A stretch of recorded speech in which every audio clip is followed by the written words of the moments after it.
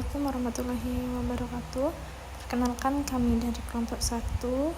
Di sini kami akan menjelaskan tentang PPh pasal 24 atas kredit pajak luar negeri dan PPh pasal 25 atas orang pribadi dan badan. Baiklah, materi pertama adalah latar belakang. Dengan berkembangnya kondisi bisnis internasional, maka penghasilan yang diterima wajib pajak dalam negeri juga beragam, baik penghasilan yang berasal dari dalam negeri maupun penghasilan yang berasal dari luar negeri.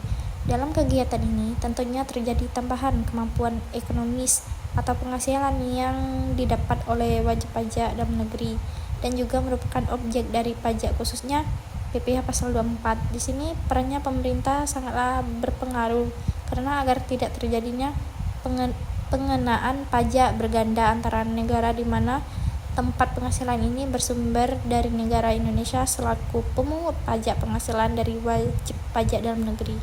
Baiklah, selanjutnya pengertian PPh pasal 24 berdasarkan Undang-Undang Nomor 7 Tahun 1983 tentang pajak penghasilan dengan perubahan terakhir dengan Undang-Undang Republik Indonesia Nomor 36 Tahun 2008 tentang pajak penghasilan. Pasal 24 ayat 1 PPh pasal 24 adalah pajak yang dibayarkan atau terutang di luar negeri atas penghasilan dari luar negeri yang diterima atau diperoleh wajib pajak dalam negeri, boleh dikreditkan terhadap pajak yang terutang berdasarkan undang-undang ini dalam tahun pajak yang sama.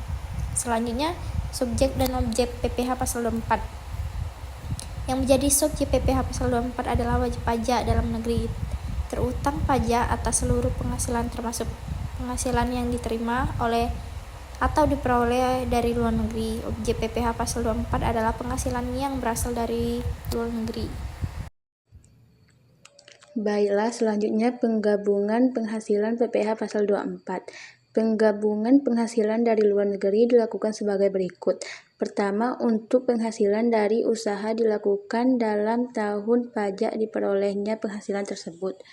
Kedua, untuk penghasilan lainnya seperti penghasilan bunga, sewa, dan lainnya dilakukan dalam tahun pajak diterimanya penghasilan tersebut.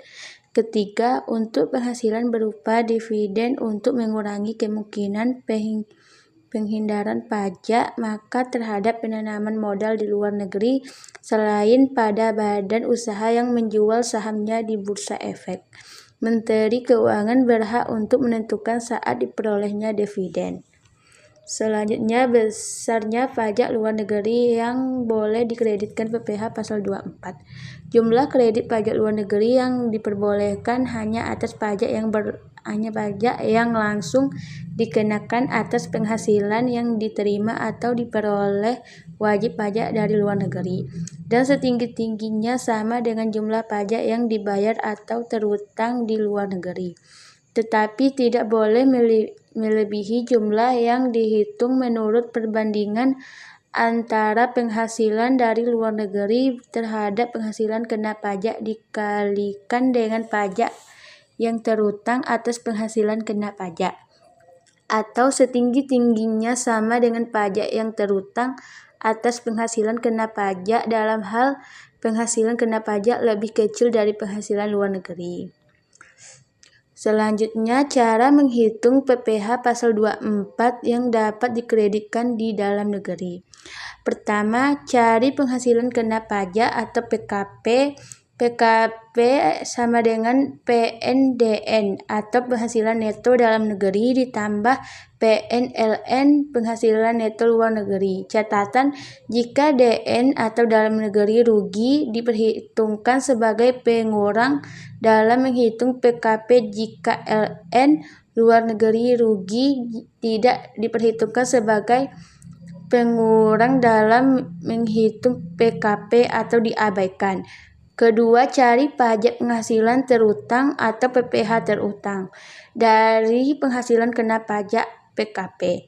Ketiga, cari pajak yang telah dibayar di luar negeri atau 1% pajak yang dikenakan di luar negeri kali besarnya penghasilan di luar negeri. Keempat, cari kredit pajak luar negeri atau KPLN sama dengan penghasilan penghasilan luar negeri kali PPh terhutang penghasilan kena pajak. Selanjutnya yang kelima, bandingkan antara pajak yang telah dibayar di luar negeri dengan kredit pajak luar negeri, lalu pilih yang terendah. Keenam, jumlahkan poin 5 untuk mencari besarnya PPh pasal 24 yang dapat dikreditkan. Catatan, jika PKB lebih kecil dari PNLN, dicari sampai langkah kedua. Selanjutnya, angsuran PPh pasal 25. Pajak penghasilan dikenakan terhadap subjek atas pajak penghasilan yang diterima atau diperolehnya dalam tahun pajak. Undang-Undang Pajak Penghasilan Nomor 7 Tahun 1983 sebagaimana telah diubahkan terakhir dengan Undang-Undang Nomor 36 Tahun 2008, Undang-Undang PPh. Menentukan pelunasan pajak penghasilan oleh wajib pajak dapat dilakukan melalui dua cara, yaitu yang pertama, pelunasan pajak penghasilan dalam tahun berjalan. Yang kedua, pelunasan pajak penghasilan pada tahun akhir pajak. Baiklah, saya akan melanjutkan materi berikutnya, yaitu pengertian PPh atau pajak penghasilan pasal 25. Ketentuan pajak penghasilan pasal 25 Undang-Undang Pajak Penghasilan mengatur tentang perhitungan besarnya angsuran bulanan yang harus dibayar sendiri oleh wajib pajak dalam tahun berjalan. Pembayaran pajak dalam tahun berjalan dapat dilakukan sebagai berikut, yaitu yang pertama, wajib pajak membayar sendiri atau PPh pasal 25. Yang kedua, melalui pemotongan atau pemungutan oleh pihak ketiga atau pajak penghasilan pasal 21, 22, 23, dan 24.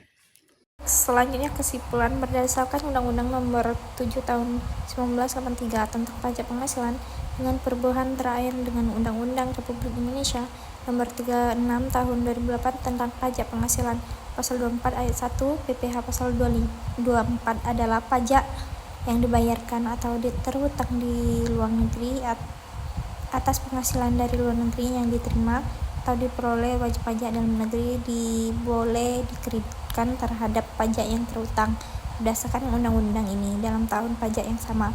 Keuntungan PPh pasal 25, Undang-Undang Pajak Penghasilan mengatur tentang perhitungan besarnya angsuran bulanan yang harus dibayar sendiri oleh wajib pajak dalam tahun berjalan. Pembayaran pajak dalam tahun berjalan dapat dilakukan dengan cara 1. Wajib pajak membayar sendiri PPh pasal 25, 2. Melalui potongan atau pemungutan oleh pihak ketiga PPh pasal 21, 22, 23, dan 24. Baiklah, sekian presentasi dari kelompok 1. Jika ada kata salah, kami mohon maaf. Kami akhiri. Wassalamualaikum warahmatullahi wabarakatuh.